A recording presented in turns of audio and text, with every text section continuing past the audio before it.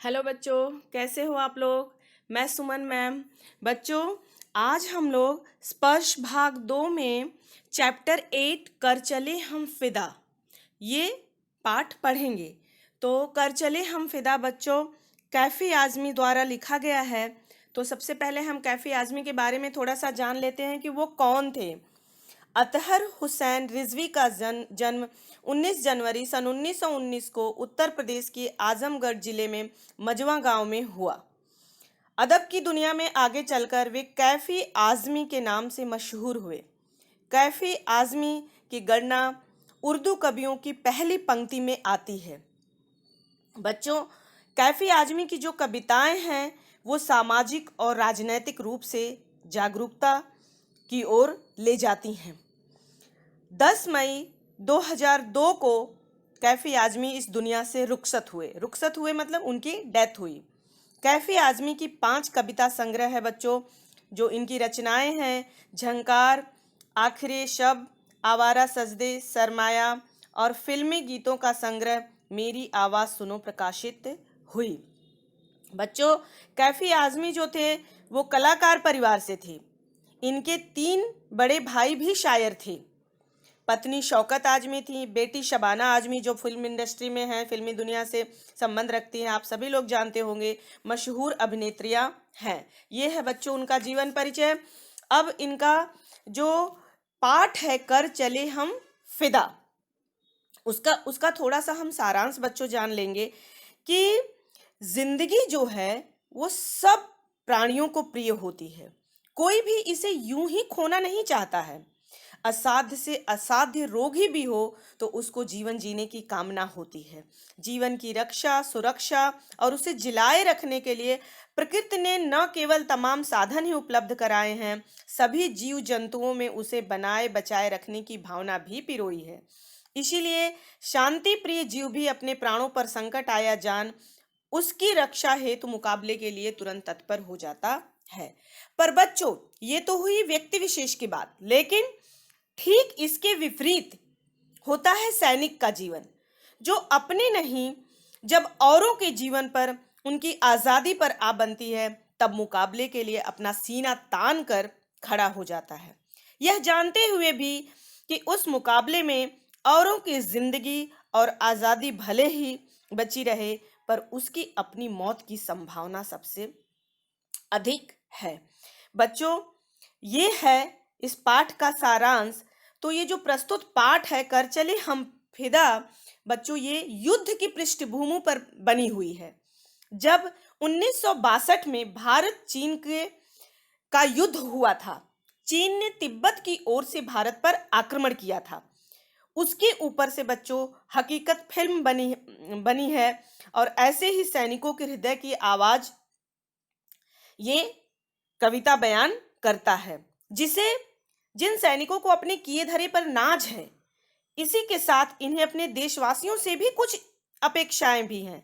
क्योंकि जिनसे उन्हें वे अपेक्षाएं हैं वे देशवासी कोई और नहीं, हम और आप ही हैं। हम और आप इस देश के भविष्य है। हमें अपने इस देश को, इस भारत माँ को संभाल करके रखना है। भारत माँ कौन है बच्चों? भारत माँ हम हैं, आप है, ये सारे लोग हैं। ये हम सब भारत माँ हैं। तो हमें अपनी भारत माँ की रक्षा कर अपनी जान देकर भी करनी है। ये है बच्चों इसका सारांश। तो चलिए हम पढ़ लेते हैं। पहले इसका बहुत ही इसका एक सुर लय ताल है जो आप लोगों ने फिल्म हकीकत में सुना होगा। और हमेशा जब भी हमारे कोई राष्ट्रीय पर्व होते हैं, 26 जनवरी हो, स्वतंत्रता दिवस हो, तो उस पे ये जरूर टीवी में हर जगह सुनाई देता है। उसको एक बार देख लीजिए। कर चले हम फिदा जानो तन साथियों, अब तुम्हारे हवाले वतन साथियों। सांस थमती गई, नब्ज जमती गई, फिर भी बढ़ते कदम को न रुकने दिया। कट गए सर हमारे तो कुछ गम नहीं, सर हिमालय का हमने न रुकने दिया, मरते मरते रहा बाकपन साथियों, अब तुम्हारे हवाले वतन साथियों। बच्चों, मेरे गाने का सिर्फ यही मतलब है कि कोई भी चीज हो, कविता तो उसी सुर लय और ताल में ही पढ़नी चाहिए, तभी हमारे अंदर वो जज्बा, वो भावना पैदा होती है। तो बच्चों, चलिए हम उसका अर्थ देख लेते हैं। फिदा, कर चले हम फिदा। फिदा का मतलब है बच्चों, देखो फ के नीचे डॉट लगा हुआ है, डॉट को हम क्या पढ़ते हैं? नुक्ता। उसको व्याकरण में क्या कहा जाता है? नुक्ता। फिदा मतलब होता है बलिदान। तो आप अर्थ देख लीजिए। उसमें हवाले मतलब भरोसे, नब्ज मतलब नसें, गम मतलब दुख, बाकपन मतलब जवानी का जोश। तो कर चले हम फिदा जाने तन साथियों, अब तुम्हारे हवाले वतन साथियों। इसका अर्थ बताने के पहले बच्चों आपको इतना उसका वो देना पड़ेगा कि युद्ध भूमि में सैनिक देश पर प्राण न्यौछावर करते समय अपने साथियों से कहता है कि हे साथियों, अब हम अपनी प्राण और शरीर देश की सुरक्षा के लिए न्यौछावर करके कर चले हम फिदा जाने तन। तन मतलब अपने शरीर को इस देश के लिए न्यौछावर करके इस संसार से हम जा रहे हैं। अब तुम्हारे हवाले वतन साथियों, अब यह देश तुम्हारे हवाले है, तुम्ही को इस देश की रक्षा करनी है। सांस थमती गई, नब्ज जमती गई। देश के लिए लड़ते लड़ते हमारी सांसें रुकने लगी थीं, क्योंकि नब्ज जमती गई। जमती मतलब बेटा वहां हिमालय पे इतनी बर्फ जमी हुई थी, तिब्बत की तरफ से आक्रमण चीन ने किया था, इसलिए आप मैप में देखिए कि वो हिमालय का उस साइड का एरिया जहां बहुत ठंड पड़ता है, नसें जो है वो ठंड के कारण जमने लगी थी, नब्ज जमती गई, फिर भी बढ़ते कदम को न रुकने दिया। फिर भी हम बर्फ से ढकी सीमाओं पे आगे बढ़ते ही रहे, हमने अपने कदम को रुकने नहीं दिया। कट गए सर हमारे तो कुछ गम नहीं, यदि हमारे सिर भी कट गए तो हमें इसका कोई दुख, गम मतलब दुख नहीं है। हमें इस बात की प्रसन्नता है कि सर हिमालय का हमने न झुकने दिया, अपने जीते जी हमने हिमालय का सिर झुकने नहीं दिया। मरते मरते रहा बाकपन साथियों। बाकपन मतलब बच्चों जवानी का जोश। सैनिक कहता है कि मरते समय भी हमारे मन में बलिदान और संघर्ष का जोश अभी बाकी है। ऐसा नहीं है कि हम अपनी हिम्मत हार गए हैं। अब तुम्हारे हवाले वतन साथियों, अब देश की बागडोर तुम्हारे हाथ में है, तुम इसकी रक्षा करना। सेकंड पैराग्राफ देखो बच्चों। जिंदा रहने की मौसम बहुत है मगर जान देने की रुत रोज आती नहीं, हुस्न और इश्क दोनों को रुसवा करे वो जवानी जो खूह से नहाती नहीं। आज धरती बनी है दुल्हन साथियों, अब तुम्हारे हवाले वतन साथियों। बच्चों, जिंदा का मतलब है जीवित रहना, रुत का मतलब होता है मौसम, हुस्न मतलब सुंदरता, इश्क मतलब प्रेम, रुसवा मतलब बदनाम करना, और खून का मतलब होता है बच्चों खून। अब उसका अर्थ देख लेते हैं। सॉरी। जिंदा रहने के मौसम बहुत है मगर, एक सैनिक दूसरे सैनिक से कहता है कि जिंदा रहने के अवसर तो बहुत मिलते हैं, जान देने की रुत रोज आती नहीं, लेकिन अपने देश, अपनी भारत माँ के लिए बलिदान देने का अवसर बार बार हमें नहीं मिलता है। हुस्न और इश्क दोनों को रुसवा करे, इसका मतलब यह है बेटा कि इस धरती के प्रेम, धरती हमारी माँ है, धरती सब कुछ है, बहन है, बेटी है, दुल्हन है, तो किस रूप में हम उसे लेते हैं। यह धरती के प्रेम और सौंदर्य को बदनाम करेगा वो जवानी जो खून में नहाती नहीं। जो सैनिक लड़ते लड़ते यदि खून से लथपथ नहीं हो जाता है तो समझ लो कि हम अपने इस धरती माँ के सुंदरता और प्रेम और सौंदर्य को बदनाम करते हैं। आज धरती बनी है दुल्हन साथियों, अब तुम्हारे हवाले वतन साथियों। यह धरती तो दुल्हन की भांति है, इसकी रक्षा करना हम सैनिकों का कर्तव्य है। यदि किसी दूल्हा की दुल्हन अगर उसकी इज्जत पे आ पड़ती है तो कैसे दूल्हा अपनी जान दे करके अपनी दुल्हन की इज्जत को बचाता है, तो हमें भी बच्चों उसकी लाज रखना है, उसकी रक्षा करना है, ये हम सैनिकों का कर्तव्य है। अब तुम्हारे हवाले वतन साथियों, इसलिए हे साथियों, यह देश अब तुम्हारे हवाले है, तुम्हें ही इसकी रक्षा करनी है। थर्ड पैराग्राफ बच्चों, राह कुर्बानियों की न वीरान हो, तुम सजाते ही रहना नए काफिले, फतह का जश्न इस जश्न के बाद है, जिंदगी मौत से मिल रही है गले, बांध लो अपने सर से कफन साथियों, अब तुम्हारे हवाले वतन साथियों।